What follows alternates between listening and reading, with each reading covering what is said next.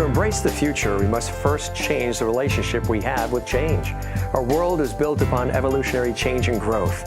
Our ability to navigate life and our agility to dance between the moments of achievement and loss define who we are and become the words of our legacy. I'm Jim Masters, CUTV News. John Spenker is a catalyst for change and the founder of Synergistic Coaching and Consulting, where he specializes in change management for organizations, teams, and individuals. John is certified by the International Coaching Federation, the Coaches Training Institute, the Project Management Institute, and he's a graduate of Coach U. John's clients are ready to step into saying yes to change, to take ownership and steward their own destiny. His coaching philosophy is based on the philosophy of something called systems thinking. Now, to learn more about this process and about the amazing work of John Spenker, John joins me today in the CUTV News studio. John, thanks for joining us here at the CUTV News studio. Real honor and a pleasure. Likewise. It's awesome to be here. You know, I'm very fascinated by the work that you do, and I applaud you for the work that you do because you're touching lives for the better. But everybody has a backstory. What inspired you to take this field of endeavor and make it your passion? Were there things in your own life's journey that you recognized or that maybe people around you recognized within you that spurred you on to want to do this work to help and guide and mentor people? Yeah, that's a really good question. I often reflect back and two things come to mind. One is that it came from coming out of the womb. I definitely got feedback from my parents and my grandmother in particular that conversations with me were always different. I definitely had a tumultuous upbringing through parts of it. And I often sat and had long conversations with my grandmother in particular. And unbeknownst to me, I guess, side conversations happened between she and my mom.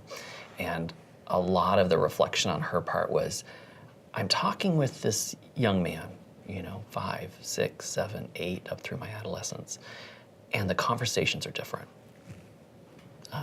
And later, before she passed, she reflected the same back to me. This is your life's calling, isn't it? It was absolutely from day one, from feedback from my family at the very beginning, along my journey in my career before I even knew what being a coach was. I didn't even have that word other than in sports as context. Right.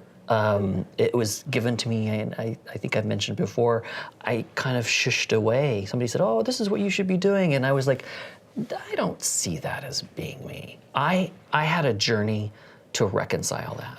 I had a deep-seated dream that I wasn't able to actually quantify, and I wasn't vulnerable yet to share that. And it wasn't until I started sharing that and getting more information and more feedback that manifested for itself. You use this coaching philosophy, this approach called systems thinking. That sounds pretty intriguing. What's that about? How do you apply that? How do you describe what systems thinking is? Yeah. Traditional analysis, and it's intuitive to us. We have a tendency to want to break things down and to look at discrete parts and then know more about those parts so that we can understand how it germinates and how it reacts and how things interact with them. And as we start getting to that interaction layer, that's systems. It's what are you and I doing here? And then what are we doing if there was a group of people here? And then how is our dynamic different with 2 other people or 4 other people? And what's happening in those interactions that we need to be aware of for ourselves so that we can be the best person that we can be to show up. So a lot of the work with groups in particular, a team of people, is what's not being said, right? If I get you one-on-one, I'm gonna hear a big dialogue. You're gonna reveal. When I get you with the group, something different happens. And that's the special nuance to try to tackle or to crack. I might look at the team and say, how old are they? What are the age gaps? What's happening for the person who's 40 or 30 or 20 just coming out of college? And what's unique about them? And then I apply systems theory and say, okay, well, what's happening when they're all together? What does the 40-year-old not say to the 20-year-old? And what does the 20-year-old not say to the 40-year-old? That has little to do with who they are than it is demographics and age and feeling comfortable to challenge, or feeling too old, like, oh, I'm not really with it anymore. I'm not even understanding what this person's saying. Right. And it's looking at those interconnectivities to try to hone in on what needs to change or what people need to understand to be able to have the right conversation that kind of moves them forward. It's about being engaged with the client enough to coach them and to facilitate them, but let them have that conversation, because that conversation is where their learning is going to take place. For example, I traditionally worked in merger acquisition work where a company A was buying company B, and I was in these situations where somebody was leaving and somebody was coming in, and naturally the conversations were about, well, where do you want to be? Aside from this situation, where do you want to be? What do you want to do? What's in your heart, right? Which we don't necessarily, we talk about more today in business, but at that time that wasn't necessarily a huge topic. And that's where that real motivation came from. More of that became engaging to me. I love that conversation. Change is hard. You have to really dig deep and bring the best of the best forward. And it's really nice when you have somebody who can kind of, spot you and kind of coach you along the way. How much is emotion involved in all of this? You're dealing with different personalities, people who have different thought processes, people from different backgrounds, and some people are a little bit more emotional and more emotionally invested in things than others. Emotion really is a huge component to all this, isn't it? It's huge, and emotions are our dashboard. You turn on your car, you put your seatbelt on and click the engine, and you watch the dials, and something's telling you if it's too hot or too cold, or if it's idling rough or idling smooth. And our emotions are that. Am I fearful? Am I happy? Am I sad? Do I have anxiety? What is that telling me about where I'm driving my car today?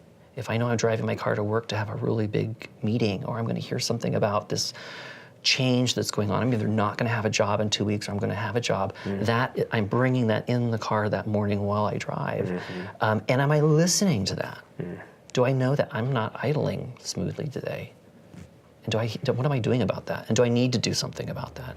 And change work in particular is interesting because what we're getting to here is a perspective that, we can be the in-the-moment actor. We're in the car feeling the anxiety of the potential change. And what the higher perspective is, that's okay, check. Because I should be in there experiencing that. I shouldn't be masking it with a behavior that's really not how I feel. It creates a dissonance for myself. I'm pushing myself into I'm kind of hindering myself. It's okay to feel that way, and acknowledge as long as it doesn't lead to road rage, right? Yeah, road rage. That would be the extreme. Exactly. Yeah, I don't want taking it out on the guy in front of you. Me. But I do need to know that it's there and that it's healthy and it's part of who I am. Right. And acknowledge it. So there's certain signs that we give off that sometimes we really need to pay attention to, right? That's right. There's little triggers, little things that we do and say and how we operate on a daily basis that are telling something about ourselves. You help people recognize those, right? That's right. I think I call it the special sauce. For whatever reason, that is the way I was brought into the world. I have a very astute skill to pick up on where we might say one thing but be feeling another. And that delta, that gap is almost what I'm hypersensitive to. And so then bringing that up in a positive way so that somebody doesn't feel deficient, like, oh, I just got, he just stiffed me out. Now I feel a certain way. No, it's more like, yeah, I noticed that. So what is it about that? What do we need to learn from that? Why is that? Maybe it's okay. There's no judgment. There's no outcome. It's just be in that moment and being really curious in a nurturing way. Describe the concept, if you can, for us, John, of personal voice in relation to coaching. Yeah. I have found, I think it's, when we talk about voice, we're talking about it here as a topic, but it's really a common theme. So as people come and talk about, I want this particular goal, I want to see this outcome, I want a better relationship with my partner, I want to make senior manager, whatever. Often in the crux of that is their voice. Who are you? Why is that important? Why is being a senior manager what is that? And when you go to the table, proverbial table, to ask for that, who are you? And as you're listening to me, am I convincing you? Mm-hmm. Are you looking at John asking for the promotion and going, his heart's not in it. I don't think he's capable. It's that voice. Like, it's really getting grounded at the fundamental level of who you are, of what you're about, why you get up in the morning, and then how do you speak to that and convey that with confidence. Therein lies a kind of a root principle, and change, if we think of it outside of change as this incident, this thing that's happening to us, it's happening to me, and then I've got to react to this and whatever, right? It's this thing. I have often, in recent years, come to think of it as change is a propulsion. Change itself is this thing that we enter into. There's this thing that we're moving towards and a thing that we're moving from. We have fears and anxieties, or we're super hyper motivated and we go in full steam ahead, and maybe we get scared later in the process. But if we put a big net around it, it's just a propulsion device. Once we enter into it, inertia happens, movement happens. To your point, it might not be the right movement. It might not be the perfect stars aligned movement, but that momentum is moving us forward, and whether it's left or right or up or down or a squiggly line, the fact of the matter is over time you're moving forward. It's our personal bias and reaction to those movements in the moment of whether or not it was good or bad. Did I do the right thing or the wrong thing? Was this the right next step or not? Right. That is like a plant that says, I'm not going to grow to the sun because I'm scared. I'm going to just grow, and I know that eventually I'm going to get where I need to be. I think fundamental here, words are powerful. And if we're not clear on what words to use to describe what we want, we very often materialize and manifest things that we're not really happy with. For example, I want to be rich and famous, or I want to be I want to have a revenue and $1 million this year. That's great, awesome, absolutely. But what type of clients do you want? As I'm earning that $1 million, how do I feel? How do I show up every day? How do I sound? What do I look like? What are my aspirations? The visioning process is one where there's no right or wrong. Absolutely start with whatever it is. I want $1 million. I want this new job. I want this relationship. Absolutely, it's like soup. Bring it all in. And then start asking questions around, tell me more about that. Who are you when that's happening? Because you need to manifest you first so that when it happens, you're the right person in the middle of it. There's nothing worse than manifesting a big company and then you're still thinking like you're a clerk. Right. You're not going to be happy in that moment. Right. So visioning is this extraction that you bring to the table innately. And you're different. Everybody's different too. You might, in your mind, see it. Some people write it, paint it, draw it. They can sing it, but it's getting it out. But you have to be it. That's right. Live it. Love it. Absolutely. And again, I think along with that, we can also be so scared of it that we won't do things to activate it. I think it's a continuum. I think all of that is completely possible. Because we have it on a pedestal. We think it needs to be a certain way. And then we get there and like, oh, well, now what am I supposed to do? That's right. And therein lies a fundamental flaw. And that is that this goal is a thing that we seek. It's like buying a pair of shoes or a house. It's this thing. And really, it's a journey. Because as soon as you reach that goal, there's something else that happens that says, oh, there's this other thing that I want to go do. And we get caught in this perception that I'm going to do this one thing and then I'm done. And then we're like, you almost get a sense of disassociation as you go to achieve your goal, because you're like, wait, now I'm not happy anymore. Right. What's that all about? Right. And then you're almost, what do? Cycle. You're back to the beginning. What's my new goal? Where do I want to go? And how did this goal play into this new vision that I have?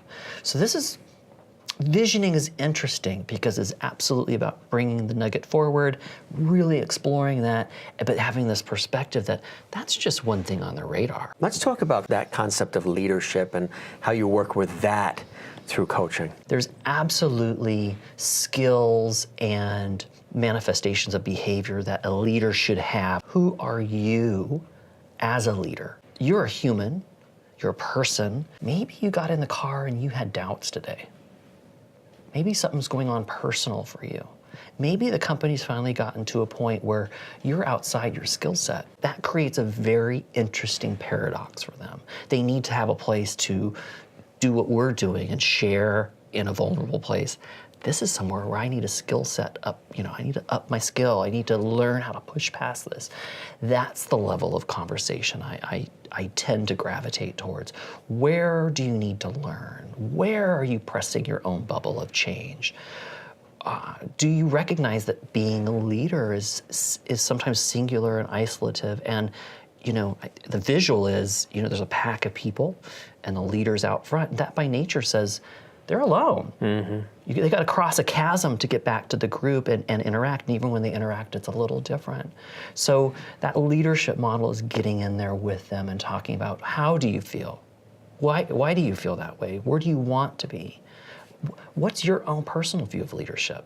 What do you think? Well, maybe your reference is, I think of Lincoln or Washington or Obama or another president, and you have this ideal, and that ideal might be hard for you to achieve, which creates a deficit or a gap for you. Mm-hmm. And you need to have a ideal reset, right? Mm-hmm. What's your ideal around leadership that you can achieve, and breadcrumb that out. What do I want to go? And where am I at, and how am I getting my steps in place to get there?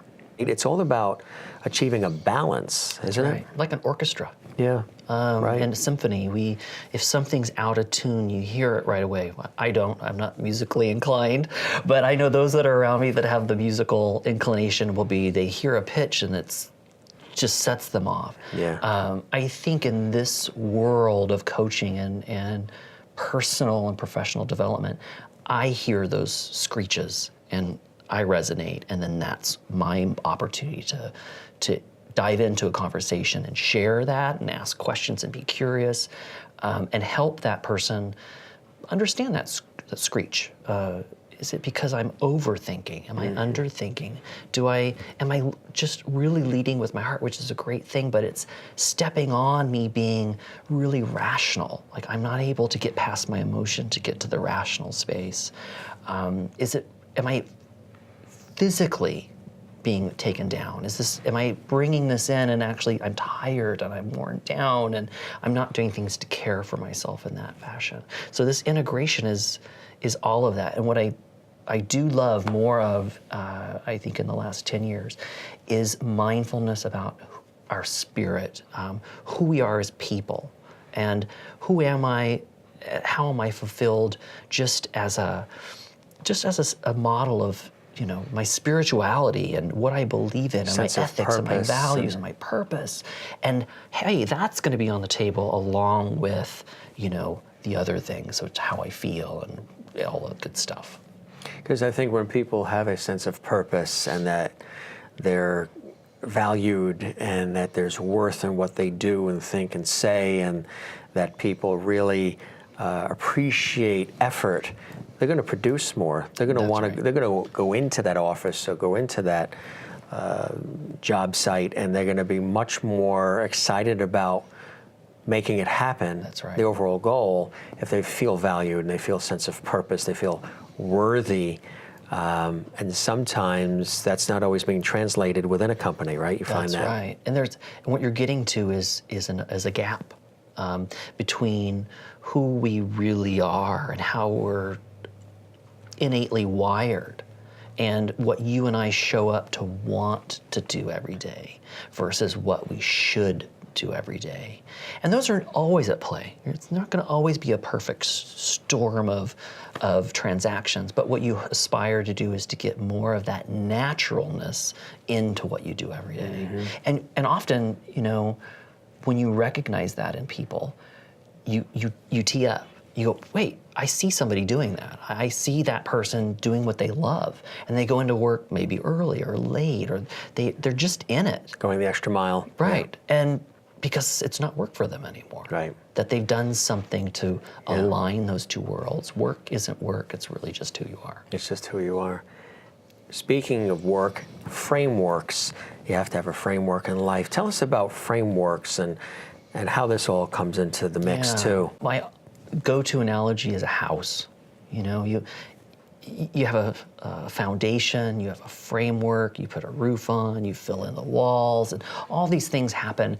And any one of them by themselves has a little bit of weakness or susceptibility.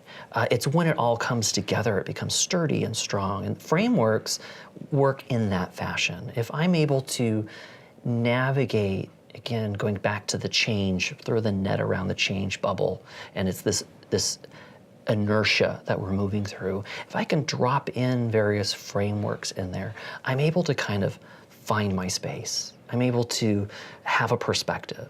Like, for example, I can acknowledge that, you know, leading up to a public event, I'm going to be nervous and anxious. I know that that's because I want to do the best that I can.